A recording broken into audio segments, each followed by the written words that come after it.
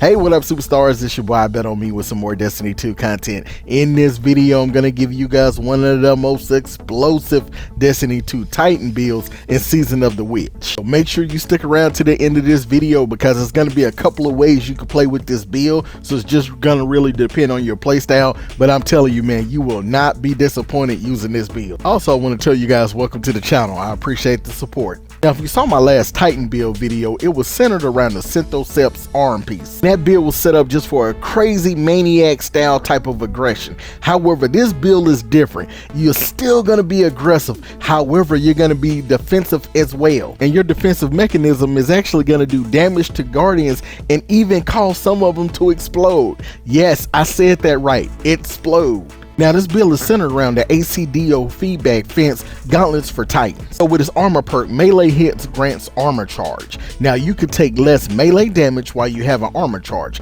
Now, taking melee damage causes you to emit a burst of damaging arc energy that jolts targets. Now, consuming your armor charge and dealing more damage based on the number of stacks consumed. So anytime you get hits or melee kills, as you can see, the armor charges will stack up. Now, I have it to where I stack mine up to times 4. You can actually stack it up to times 6. So the more armor stacks you have, the greater the damage will be inflicted on the target. And see, then I mentioned when you take damage, it emits a burst of damaging arc jolts. So when people hit you, it actually can explode them. So that's what you're seeing in some of the gameplay in the background. Now you see why I say, man, this is an aggressive build, but it's also a defensive build. So man, you can either play up close or you can play kind of far back. It really just depends on your play style. Either way it go, man, you're going to be able to live a lot longer than the average player because of these mechanisms. So in this build, it's very important to make sure we use mods and weapons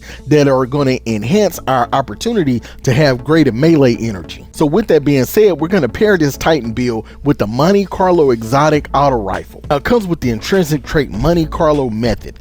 Dealing damage with the weapon reduces your melee cooldown and grants a chance to fully charge a melee ability with each kill. And it also has the trait Markov chain. This weapon gains increased damage from melee kills and kills with this weapon, and melee kills grant ammo for this weapon. Now we have the Monte Carlo catalyst, which at 5 stacks of Markov chain basically turns this thing into a glaive. All right, so when you land a hit with it, your melee hit grants melee energy. Recently, Bungie reworked the ACD and buffed it. All right, then they turned around and put in a Monte Carlo catalyst. There is no coincidence, guys, that they want you to use this gauntlet included with the Monte Carlo. They paired that for a reason. Also, down in the comment section, guys, I would definitely love to know what you guys think about this build. What are some of the things that you're using? Have you used the ACD build with Strand that a lot of people are using for like a ultimate glitch build? For our subclass, we're going with the Striker Titan.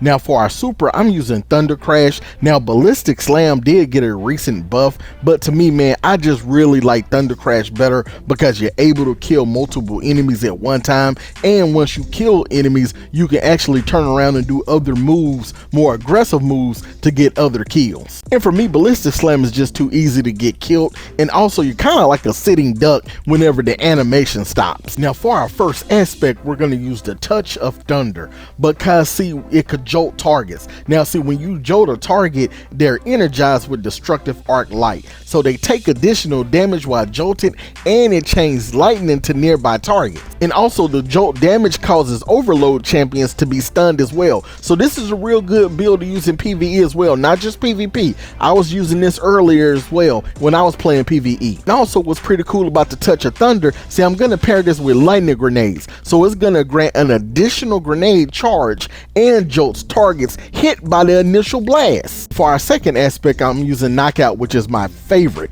because see, when you critically wound a target or break their shield, it infuses your melee attacks with arc energy and increases your melee range and damage for a short duration. And defeating targets with a melee attack starts health regeneration and makes you amplified so you can move faster. So anytime I get a kill with my melee, Knockout is going to last for 6 seconds. All right, then is also going to give me amplified for 15 seconds so I could just move around the map at a blazing speed. For my first fragment, I'm going with the Spark of Resistance. While surrounded by combatants, you are more resistant to incoming damage. So see, that's going to help with that defense mechanism, okay, to where I can take more damage, which in turn is going to help explode people with the ACD's perk. All right, but then also I'm going to add plus 10 to my strength, so my melee cooldown to come back faster. And next is the fragment Spark of Instinct.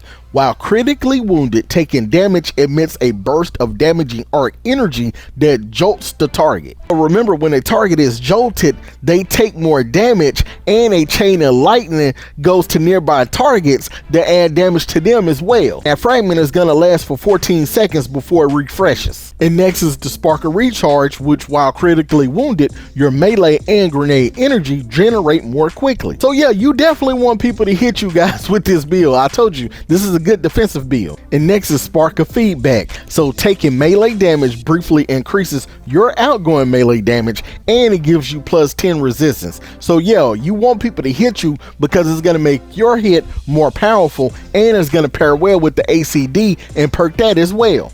Now for my grenade, I'm using lightning grenade. Use whatever you want to, but I'm using it because it jolts target, and also it gets that extra damage from that touch of thunder. Now for my melee, I've used both thunderclap and ballistic slam. I love using both of them, but I actually like ballistic slam a little better because you're able to jump up in the air. You kind of hide from people in the air because for some reason most people don't look up, and I find it easier that if I miss the target, I'm actually able to get back and engage more, because with the thunderclap, you actually in the animation where you kind of leave yourself open if you miss. If I'm on a bigger map with this build, I'm using a scout rifle, so I'm using this semi-auto striker perk from the artifact. If you have fewer than 2 stacks of armor charge, rapid precision shots with bows, snipers, or scout rifles generate an armor charge. I'm also using this rapid fire ranger because rapid precision hits against distant combatants weaken them for a short duration. Now for my helmet mod, I'm using hands-on because I gain bonus super energy on melee kill. On ACD, I'm using the focusing strike because it grants class ability energy when you cause damage with a melee. I'm also using momentum transfer because causing damage with a grenade reduces your melee cooldown. And on my chest, I'm using charged up because you increase the maximum number of stacks of armor charge you could carry by 1. And I'm also using on my chest melee damage resistance, reduce incoming damage from combatants that are at a point blank range. So this is good for damage resistance. And on my legs, I'm using recuperation, replenishes health each time you pick up an orb of power. Also stacks on stacks, picking up an orb of power grants you 1 additional stack of armor charge. And also better already, your health begins to regenerate immediately after picking up an orb of power. And on my Titan mark, I'm using double outreach because it reduces melee cooldown when using your class ability and its stat. And I'm also using Mark of Metal. After using your class ability, your next weapon final blows grants an orb of power. Alright, and here's the exact full build that I'm using, including all the stats. So if you are interested in more Destiny 2 build videos for Titans, Warlock, and Hunters, I would suggest you watch this playlist next. Also, don't forget to like and sub. You guys have a blessed day. Peace.